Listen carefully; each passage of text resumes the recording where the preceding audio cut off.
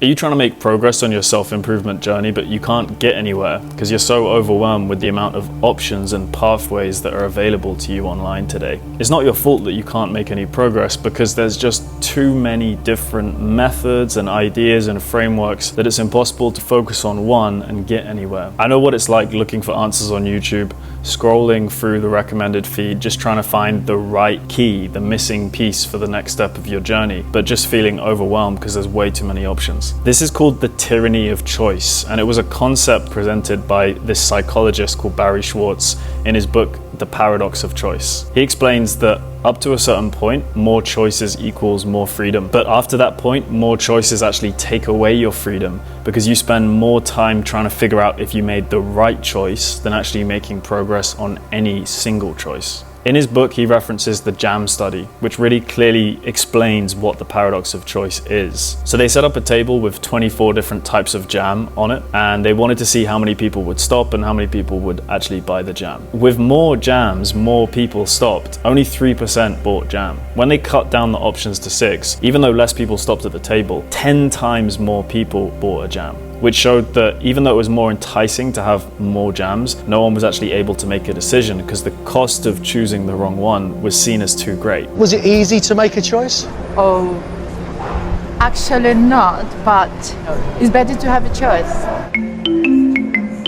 Or is it? So this is exactly the same situation that you're in with the wall of infinite options available on the YouTube homepage. So the internet seems like a fountain of knowledge, but it's actually overflowing. And so you're literally drowning in options and you can't actually get anywhere. Our ancient brains haven't adapted to this overwhelming amount of choices. They wouldn't have had to face that amount in their typical environment. They basically glitch out and they run an error when they're faced with all these choices. Rather than risk making the wrong choice when presented with so many, the brain shuts down completely. It disables your access to decision making, to attention, to the ability to move forward because it wants to make sure that you don't make the wrong choice. So it's going to wait until things clear up and there's more clarity around which direction to take. But the problem is that this is an artificial, impossible threat. It's never going to get smaller, there's never going to be less choices, it's just going to keep expanding. So you can't rely on your survival brain to actually take you further than you've got so far. When you're in this inhibitory state created by the survival brain, there are these two parts of your brain which are working in opposition to each other, which keep you in what's called approach avoidance. One part of your brain is called the behavioral activation system, and it uses this neurochemical called dopamine, which rewards you for novelty. So you're seeking a novel experience through a new video, but at the same time, you've got this other part of the brain called the behavioral inhibition system, which is cortisol based and tries to stop you from making mistakes. So you've got this push-pull going on where one part of the brain is moving towards a new pathway, a new method, a new option, and as soon as you're about to commit to it, the other part of the brain kicks in to pull you back and ensure that you don't make a mistake. Now, most people burn hours, days, or months in this approach avoidance, push, pull, play, or error loop, which plays out in the brain in this inhibitory state, and they can't actually make any progress. This experience is really well represented by the character Sméagol and Gollum from Lord of the Rings, because this character has these two personas within it. Sméagol finds this ring, which is a source of great power, and he's so entranced by it that he can't actually let go. Even though it gives him the power to become invisible, it also slowly destroys him, and he becomes lonely and reclusive, and he develops this alter ego called Gollum, which you've probably seen in the films or in memes.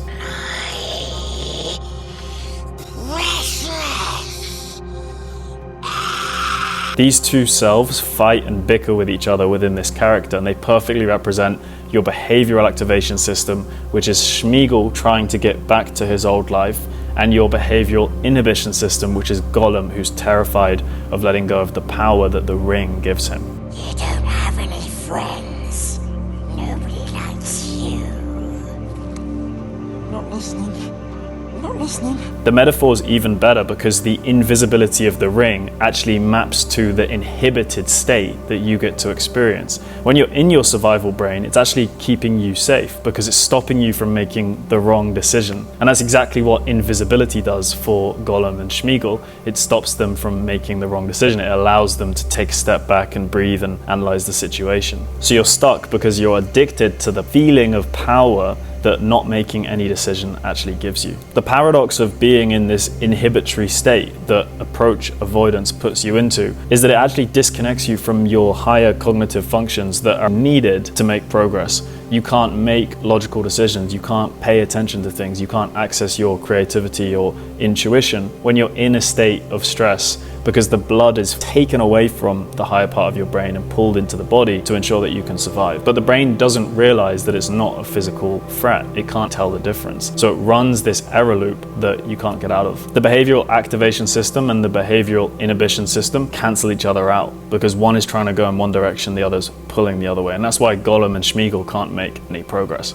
This is a really big problem because it's not getting any better. Especially with AI, there's only going to be more and more content flooding the internet going forward. So there's only going to be more and more choices. And if you don't learn a different model and a different way of moving forward, then you're just going to get stuck deeper and deeper in the inhibition space, unable to make any progress. On top of that, every time you go through this approach avoidance cycle isn't harmless. It's actually teaching your brain that trying to make progress is a waste of time because it always ends in a failure. So it's so important to break this cycle because the more reps you accumulate, the more that becomes your identity as someone who can't make progress.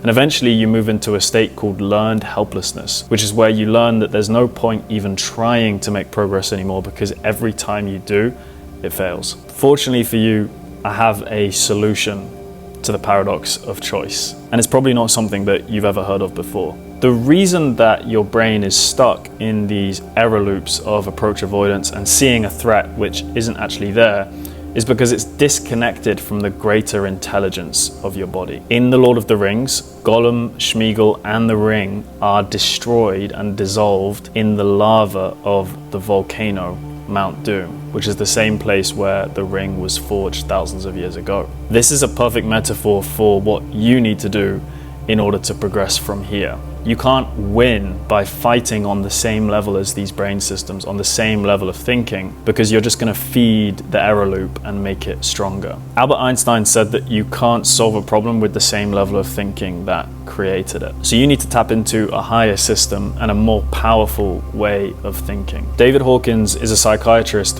who developed a model of different levels of thinking or levels of consciousness. And we can plot these different archetypes on the scale.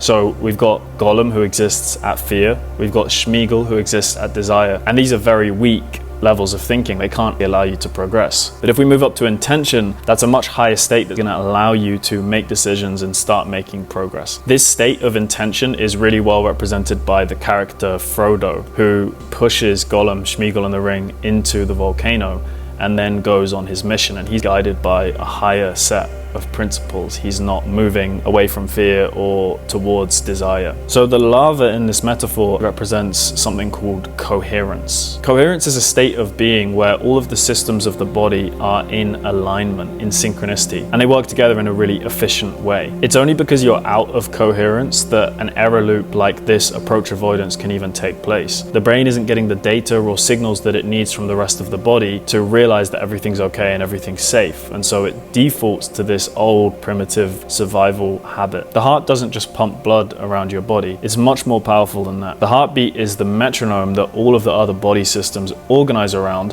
when you're in this optimal state of coherence. Your breathing, digestion, and thinking and brain waves align with the coherent state of the heart, allowing you to exist in this highly efficient space where you've got optimal access to your higher cognitive functions and your maximum intelligence. And from that space, you can then make progress and make decisions without having a clouded mind that's distracted and confused by all of these options. So the way that coherence is transmitted through the body is through something called heart rate variability. The heartbeat is constantly changing rhythm in line with everything else that's going on in the body. So when you breathe out, the heart rate slows down, and when you breathe in, it speeds up. If this change is happening in a smooth and and fluid way, then you experience this state of coherence. But when you're in these error loops of negative thinking, the heart is definitely in incoherence. The heart is connected to the brain through the vagus nerve, and there's actually 10 times more information that goes from the heart to the brain than the other way around. When you enter into this coherent heartbeat rhythm, your heartbeat gets translated into electrical signals which travel up the vagus nerve and signal to the brain that your body is safe and coherent enough for you to let go of that lower consciousness thinking. So by activating your heart coherence, you're tapping into a system which is so much more powerful than the habitual automatic thinking patterns of the survival brain. And from this foundation of heart coherence, the body feels safe enough